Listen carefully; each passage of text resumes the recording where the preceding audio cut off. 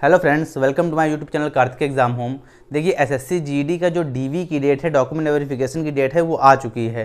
ठीक है, जो डॉक्यूमेंट वेरिफिकेशन की डेट है वो 17 जुलाई 2023 से 17 तारीख को आपका डॉक्यूमेंट वेरिफिकेशन होगा। देखिए बहुत समय से कमेंट आ रहे थे कि सर एसएससी जीडी में मेरा क्या कहते हैं नॉर्मलाइजेशन कम हुआ है। मेरा नॉर्मलाइजेशन मतलब जितने मेरे नंबर थे उससे नॉर्मलाइजेशन मेरे उसमें नॉर्मलाइजेशन से 4-5 नंबर मेरे कम कर दिए गए हैं, किसी के ज़्यादा कर दिए गए हैं, तो मुझे मतलब क्या करना चाहिए, मेरा सिलेक्शन होगा कि नहीं होगा, इस तरीके से कई कमेंट आ रहे थे। तो देखिए मैं पूरा रिव्यू लेके आया हूँ कि पिछले साल जो एसएससी जीडी की वैकेंसी हुई वो किस तरीके से कंप्लीट हुई, उसके पहले जो एसएससी जीडी की वैकेंसी हुई थी वो किस प्रकार से कंप्लीट हुई थी। तो पूरा रिव्यू आप इस वीडियो में जान लीजिए, आपको एक एक चीज़ क्लियर हो जाएगी, तो आपको आगे चल कोई दिक्कत नहीं होगी। मैं एक एक्सपेक्टेड कट ऑफ भी लेके आया हूँ कि आपके इतने नंबर तक अगर बन रहे हैं तो आपका सिलेक्शन हो जाएगा। समझ लीजिए, बहुत सोच समझ के वीडियो बना रहा हूँ तो आपके लिए बहुत फ़ायदेमंद होगा। देखिए आपका सबसे पहले समझ लीजिए, डीवी जो है, डीवी आपका क्या कहते हैं 17 तारीख को होगा। जो आपकी जो वैकेंसी आई थी 50,187 पोस्टों पर आई थी, अच्छी खासी वैकेंसी थी 2022 में, पिछले साल जब वैकेंसी आई। आप समझिए पूरी चीज़, पूरी कहानी क्या है। देखिए आपका जो एग्ज़ाम हुआ वो 160 नंबर का हुआ, 160 नंबर का आपका एग्ज़ाम था। इसी 160 नंबर पर आपकी कहते हैं मेरिट बनी। अब यहाँ से शुरू करते हैं, पहले इसको देख लेते हैं, फिर एक एक करके चीज़ों को देखेंगे। देखिए फाइनल कट ऑफ में नॉर्मलाइजेशन का ये फ़र्क पड़ेगा। देखिए जैसे मान लीजिए किसी के 108 नंबर आए, 160 में 108 नंबर तक आए, 108 नंबर आए। अब वो सोच रहा है और लगभग वो सोच रहा है कि मेरी जो फाइनल मेरिट होगी वो 120 नंबर के आसपास रहेगी, वो 120 नंबर के आसपास रहेगी। लेकिन जो उसका बगल वाला साथी था उसके 118 नंबर आ गए, 116 नंबर आ गए, तो ये उससे आगे हो गया। लेकिन जब ये रिटर्न का रिजल्ट आया तो पता ये चला कि इसके जो है इसके 24 नंबर का नॉर्मलाइजेशन हो गया, इसके पास इसके अंकों में 24 नंबर का नॉर्मलाइजेशन हो गया। तो अब क्या कहते हैं ये बहुत आगे हो गया, इसके में 12 नंबर का नॉर्मलाइजेशन हुआ, 12 अंक इसके बढ़े, इसके 12 अंक बढ़े, तो ये एक तरीके से पीछे हो गया। तो अब क्या कहते हैं, अब इसको टेंशन हो गई कि सर मेरा सिलेक्शन होगा कि नहीं होगा, ये ऑलरेडी आगे हो गया है।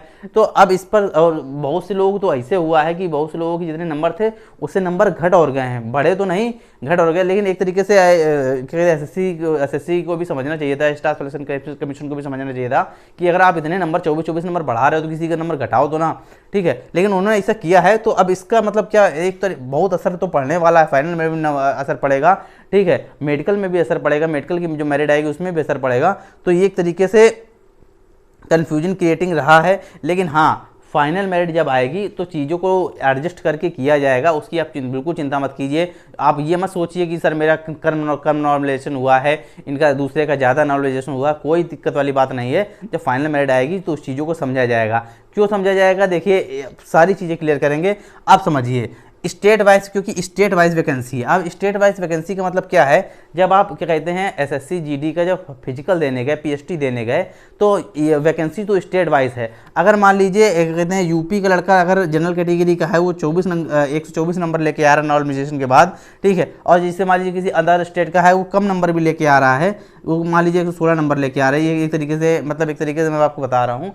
तो यहाँ पर ये देखा जाएगा कि आपके स्टेट में जो फिजिकल के कैंडिडेट हैं वो कितने ज़्यादा पास हुए। जिस स्टेट में फिजिकल के कैंडिडेट, मतलब जिस स्टेट में जो कैंडिडेट हैं उन्होंने फिजिकल टेस्ट नहीं पास किया है, जो कम लोगों ने पास किया है, उनकी जो फाइनल मेरिट होगी वो कम जाएगी। और जिस स्टेट में जो फिजिकल कैंडिडेट ज़्यादा हैं, जो ज़्यादा लोगों ने फिजिकल पास किया है, उनकी ऑलरेडी फाइनल मेरिट होगी वो ज़्यादा जाएगी। इस चीज़ का ध्यान रखें आप, ठीक है। और जो आप ये सोच रहे हैं कि मेरे नॉर्मलाइजेशन में कम नंबर आए, ज़्यादा नंबर आए, देखिए वो तो एग्ज़ाम के हिसाब से ही हुआ है। ठीक है, आपका एग्जाम एक तरीके से एग्जाम जो पैटर्न होगा वो थोड़ा सा इजी आया होगा, दूसरे वाले का हार्ड होगा, उसी प्रकार से नॉर्मलाइजेशन किया गया है। तो प्रक्रिया बिल्कुल मतलब एक तरीके से उस पर कोई शंका की गुंजाइश नहीं की जा सकती है, एक तरीके से सारी चीज़ें सही हैं। लेकिन ये इसका बहुत असर पड़ेगा फाइनल मेरिट में, तो आप बिल्कुल, अगर आपके कम नंबर हैं तो आप चिंता मत करिए, ठीक है। अब क्या कहते हैं चीज़ों को अब आगे चलते हैं। अब ये देख लेते हैं कि सर कि मेडिकल में कितने लोग बुलाए जाएंगे। पहले इसको देख लेते हैं, मेडिकल में कितने लोग बुलाए जाएंगे। इस चीज़ का हो गया, मेडिकल में कितने लोग बुलाए। तो मेडिकल में देखिए अगर 50,187 वैकेंसी है तो आप ये समझिए 2 गुना बच्चों को ही बुलाया जाएगा मेडिकल में। मेडिकल थोड़ा सा हार्ड होता है, इसका ईजी मेडिकल नहीं होता है, इसलिए इस चीज़ का ध्यान रखा जाएगा कि कहते हैं मेडिकल में इतने लोगों को बुलाया जाए कि लगभग इतनी वैकेंसी पूरी हो जाए। तो आप ये समझ लीजिए कि 1 लाख प्लस लोगों को बुलाया जाएगा। 1 लाख मेडिकल में कितने लोगों को बुलाया जाएगा, 1 लाख प्लस लोगों को बुलाया जाएगा, ठीक है, 1 लाख प्लस लोगों को बुलाया जाएगा मेडिकल में। अब ये समझ लीजिए कि इस डीवी में कौन कौन से डॉक्यूमेंट, देखिए पूरा अभी चीज़ें वीडियो को स्किप मत कीजिएगा, पूरा समझ लीजिएगा, बहुत सी चीज़ बतानी है, ठीक है। डीवी में कौन कौन से डॉक्यूमेंट लेके जाने हैं, अब सबसे पहले ये समझ लीजिए। डीवी में देखिए आपका जो एसएससी जीडी है वो सिर्फ आपको हाई स्कूल 10th पास मांगता है, ठीक है। तो आप 10th की ओरिजिनल मार्कशीट लेके जाएंगे, 10th की ओरिजिनल मार्कशीट लेके जाएंगे। इसके बाद अगर आपके पास आपने 12th कर रखा होगा, ग्रेजुएशन कर रखा होगा, आपके हिसाब से जो भी आपको क्या कहते हैं डॉक्यूमेंट लगाने हो उस हिसाब से लेके जाइएगा। इंटर तक लगाना हो तो इंटर लेके जाएगा, ग्रेजुएशन लगाना हो तो ग्रेजुएशन लेके जाएगा, लेकिन मान्यता जो है वो हाई स्कूल की है, तो हाई स्कूल ही कंपलसरी है। बाकी अगर आप नहीं भी लेके जाते हैं तो ऐसी कोई प्रॉब्लम नहीं होने वाली है, ये चीज़ समझ लीजिए, कोई प्रॉब्लम नहीं होगी। अगर आप हाई स्कूल के बाद कोई अगर अपना जो सर्टिफिकेट है, जैसे 12th का सर्टिफिकेट है, ग्रेजुएशन सर्टिफिकेट है या डिप्लोमा, ये सब नहीं लेके जाते हैं, कोई प्रॉब्लम नहीं होगी, सिर्फ आपको 10th की मार्कशीट ही लेके जानी है।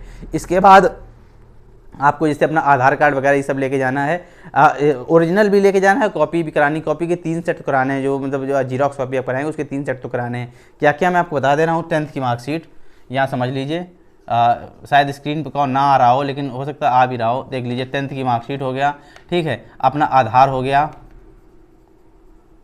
आधार हो गया। इसके बाद क्या कहते हैं आप क्या कहते हैं जो आपका जाति प्रमाण पत्र है, कास्ट सर्टिफिकेट है।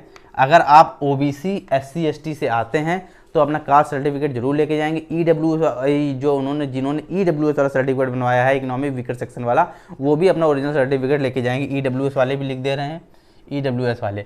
अब ये समझ लीजिए जो ओबीसी और एसटी वाले हैं उनका जो कास्ट सर्टिफिकेट होगा, जो कास्ट सर्टिफिकेट होगा वो स्टेट वाला नहीं चलेगा, वो सेंट्रल वाला चलेगा। देखिए कास्ट सर्टिफिकेट 2 प्रकार के बनते हैं, एक स्टेट लेवल का बनता है, एक सेंट्रल लेवल का बनता है। जो सेंट्रल लेवल का बन के आता है वो थोड़ा अलग तरीके का होता है, शायद उसमें इंग्लिश में लिखा होता है, मुझे पता नहीं, लेकिन उसमें इंग्लिश में जो प्रक्रिया जो चीज़ जो क्या कहते हैं लेख लिखा होता है वो इंग्लिश में लिखा होता है। तो आपको सेंट्रल वाला वहाँ मान होगा, क्योंकि सेंट्रल गवर्नमेंट की भर्ती है, आपको स्टेट वाला जाति प्रमाण पत्र मान्य नहीं होगा। तो ओबीसी और SC/ST वाले खासकर समझ लें, जो ओबीसी और SC/ST से बिलोंग करते हैं वो इस चीज़ को ध्यान रखें कि आपको जो कास्ट सर्टिफिकेट हो वो सेंट्रल का हो। ईडब्ल्यूएस में तो कोई दिक्कत नहीं है, ईडब्ल्यूएस में जो आपने तहसील से बनवाया होगा वही आप लेके जाएं, कोई प्रॉब्लम नहीं होने वाली है। अब इसके बाद क्या लेके जाना है, इसके बाद कुछ नहीं लेके जाना है, बस इतनी चीज़ें आपको लेके जानी है। अब और क्या क्या है डॉक्यूमेंट वेरिफिकेशन में, देखिए जो आपने डाउनलोड कर लीजिए, एक तरीके जो आपका नोटिफिकेशन है वो डाउनलोड करिए। उसमें पीछे लास्ट में एक पेज लगा होगा, नोटिफिकेशन में जो पेज दिए गए होते हैं, नोटिफिकेशन आपको पूरा खोलेंगे, कई पेजों का नोटिफिकेशन होता है, उसमें पेज दिए गए होंगे, उसको पूरा फुलफिल करना है। उसमें अपना सारा डाटा लिखना है कि हाई स्कूल में इतने नंबर थे, इतने अंकों से पास हुआ, पास किया गया है, कब पास किया गया, किस ईयर में पास किया गया है, उसी प्रकार से अपनी कास्ट की डिटेल भरनी है। इसके बाद अपना निवास भी लेके जाइएगा, निवास प्रमाण पत्र, जो आपका निवास प्रमाण पत्र होता है वो भी आपको लेके जाना है, ठीक है। इस सारी मतलब जितने भी आपको डॉक्यूमेंट है वो लेके जाइएगा, कोई दिक्कत नहीं होती। अगर आपके डॉक्यूमेंट में कोई दिक्कत है, जैसे मान लीजिए बहुत से अब ऐसी कुछ चीज़ें ऐसी सुनने को मिल रही हैं, आती हैं मार्कशीटों में कि अब देखिए नाम में तो गलती होगी, वो तो कोई दिक्कत नहीं होगी, वो तो आपका क्या कहते हैं वो लग जाएगा, आप एफिडेविट लगा देंगे कि हम आपको बाद में सही करा के दे देंगे, तो भी आपका मान हो जाएगा, कोई दिक्कत नहीं होने वाली है। अगर आपके किसी नाम में, पिताजी के नाम में, माताजी के नाम में कोई भी दिक्कत है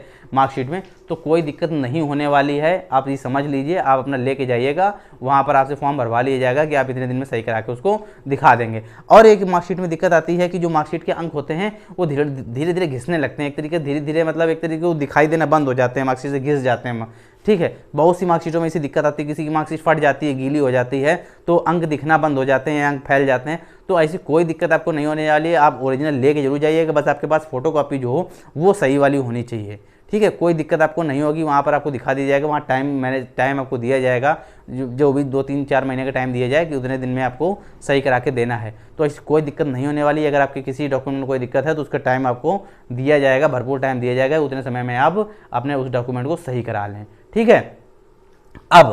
अब सीधा फाइनल मेरिट बात कर लेते हैं। फाइनल मेरिट कितनी रह सकती है, देखिए जैसे कि मैंने आपको बताया कि जो वैकेंसी जो आपकी जो मेरिट है वो एक तरीके से स्टेट वाइज और क्या कहते हैं जो वैकेंसीज वाइज बनेगी, जो जैसे CRPF की अलग जाएगी, ITBP की अलग जाएगी, ठीक है, NDRF की अलग जाएगी, SSF की अलग जाएगी, तो सबको अलग अलग जाएगी। लेकिन अगर मैं आपसे ये कहूँ कि सब मेरे कितने नंबर आ जाएं कि मुझे कोई ना कोई ऐसी एक पोस्ट मिल जाए, अगर मेरे कितने कोई ना कोई हमको कहीं ना कहीं किसी भी स्टेट में किसी भी एक हमको पोस्ट मिल जाए, तो हमको लगभग कम से कम कितने अंक होने चाहिए। तो देखिए मैं आपको एक नॉर्मली बता दे रहा हूँ कि अगर आपके 160 में अगर आप जनरल से बिलोंग करते हैं और आपके 122 से प्लस हैं या 122 हैं या 122 से प्लस हैं, तो आप अपने को सेफ मान के चलिए। अगर आप मेडिकल सही से आपका मेडिकल हो जाता है, सही से आपका डीवी हो जाता है, तो आपको कोई दिक्कत नहीं होने वाली। 122 नंबर के आसपास ये एक्सपेक्टेड है मेरा, 122 नंबर के आसपास आपको सिलेक्शन मिल जाएगा, कोई ना कोई पोस्ट मिल जाएगी। कौन सी मिलेगी ये तो मैं नहीं बता सकता, लेकिन हाँ ऐसा पूरा अंदाजा है कि आपको कोई ना कोई पोस्ट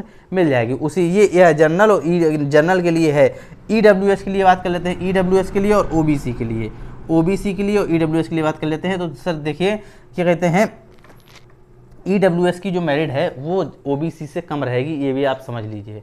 ठीक है, पिछली बार बहुत सी ऐसे पोस्टें थी शायद आईटीबीपी में और एसएसएफ में, ईडब्ल्यूएस की मेरिट जो है वो ओबीसी से कम रही थी। तो अभी समझ लीजिए, अगर क्या कहते हैं ओबीसी की मेरिट अगर 120 के आसपास जाती है तो ये 118 समझ लीजिए, 118 समझ लीजिए, 118 प्लस ये 120 प्लस ये, ठीक है। मतलब एक इसमें कोई ना कोई पोस्ट तो आपको मिल ही सकती है।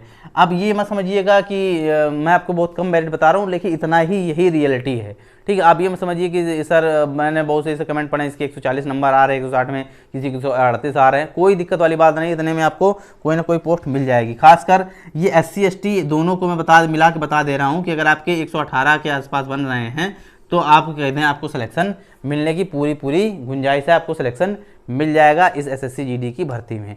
ठीक है, तो यही आज का था मोटिव था आपको ये बताने का कि आप जो बहुत से जो कमेंट आ रहे थे कि सर नॉर्मलाइजेशन से क्या प्रॉब्लम है, क्या क्या हमको लेके जाना पड़ेगा डीवी में। मेडिकल देखो, मेडिकल का बात रही, मेडिकल की जो मेडिकल होगा तो मेडिकल के मैं आपका अलग से वीडियो बना दूंगा मेडिकल के लिए कि मेडिकल किस प्रकार से होता है। जिसने पिछले साल मेडिकल जिसका हुआ है उसका इंटरव्यू एक तरीके से ले लूँगा, तो आपको मेडिकल के लिए टेंशन लेने की जरूरत नहीं है, आपको पूरी डिटेल आपको मिल जाएगी समय पर। ठीक है, तो आज इतना ही था इस वीडियो में बताने के लिए। आपका डीवी के लिए तैयार रहिए, डॉक्यूमेंट तैयार ना हो तो कर लीजिए। 17 तारीख को आपका डॉक्यूमेंट वेरिफिकेशन होगा। ठीक है, एडमिट कार्ड ऑलरेडी आ चुका है। ठीक है, डाउनलोड कर लीजिए उसको और अपना सही से admit card DV document verification कराइए जाके। वीडियो अच्छी लगी हो तो वीडियो को लाइक कर लीजिएगा, चैनल को सब्सक्राइब नहीं किया तो सब्सक्राइब भी कर लीजिएगा, ताकि सरकारी नौकरी से जुड़ी जितनी भी इंपॉर्टेंट अपडेट हैं वो समय पर आपको मिलती रहें।